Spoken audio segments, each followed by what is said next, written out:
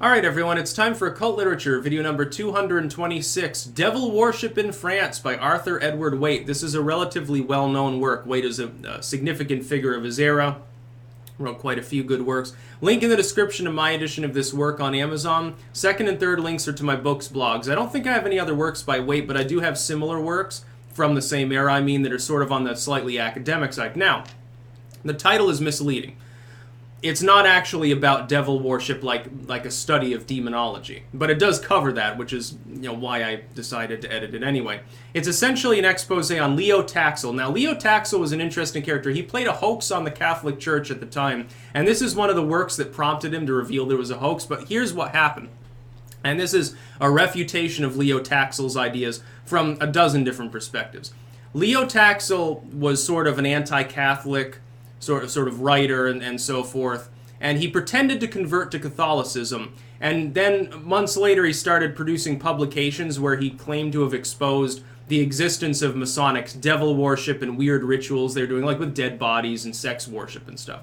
And the Catholic Church ate it up. They believed every word of it. They said, oh my God, like this dude is exposing our greatest foes. He would regularly give speeches, made a lot of money off his publications, very popular figure for several years. Waite and others began to expose him and say, look, there are so many logical contradictions in what he's saying. With Waite especially, his attack on Leo Taxil was especially formidable because he understood occult history. So he said, look, I can look through alchemy, I can look through paganism, I can look through all of these different occult schools throughout hundreds of years of time and find no evidence of any of these claims being rooted in an occult tradition. Sometimes he contradicts himself. I can talk to actual Masons and former Masons and find out that some of these lodges and temples and shit don't even exist. So Waite's like, what the hell are you talking about? This is false, essentially. Leo Taxil came out not long after this work was first published and admitted that. He said, yeah, it was all a hoax. He gave a big speech to a largely Catholic crowd, said, I'm going to crack the Freemasons wide open. So naturally, Leo Taxil talking about Masons, we got to go see. This would be a great afternoon. People show up for a picnic. They're like, he's going to give oratory for 3-4 hours. This would be great. And they were probably drunk and on laudanum at the time. So all the intelligentsia shows up. All the Catholic intelligentsia to hear him talk about more Freemasonic stuff. And he says, surprise, I never actually converted. I've been joking around and playing a trick on you for 2 years right now. Haha, by the way, the female sex worship figure I kept writing about, that's just my typist, Diana. And she confirmed that and had a great laugh. It was considered hilarious. He was under threat. He had to be escorted out by police and leave the city because people would have mobbed him and lynched him probably. So Leo Taxil exposed bigotry against the Freemasons in the Catholic Church. Waite was correct in his surmisings, a year beforehand. And so it's an interesting historical work. Now, I'm presenting it here because of several things.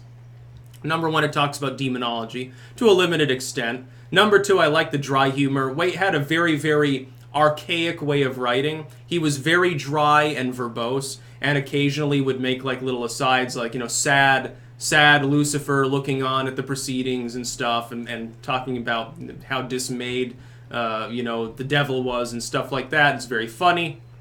I like things when Satan is relegated to being sad or dismayed at things that are going on around him. I find it hilarious. I don't know why. It's just one of those things that I happen to find funny. It's like some people find it funny to slip and fall on a banana and crack their skull open until their brains leak out, but I don't know.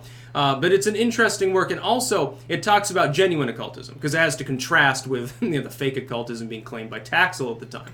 So he's talking about alchemy, he's talking about like pagan traditions and stuff, comparing and contrasting with those claims about the Freemasons. Again, link in the description of my edition of this work on Amazon. Highly recommended. It's a very interesting work. Second and third links to my books blogs. Again, this is a full-length work, about 168 pages, so it's not a booklet like some of these works that I release as labors of love throughout time. That's about all. Peace out.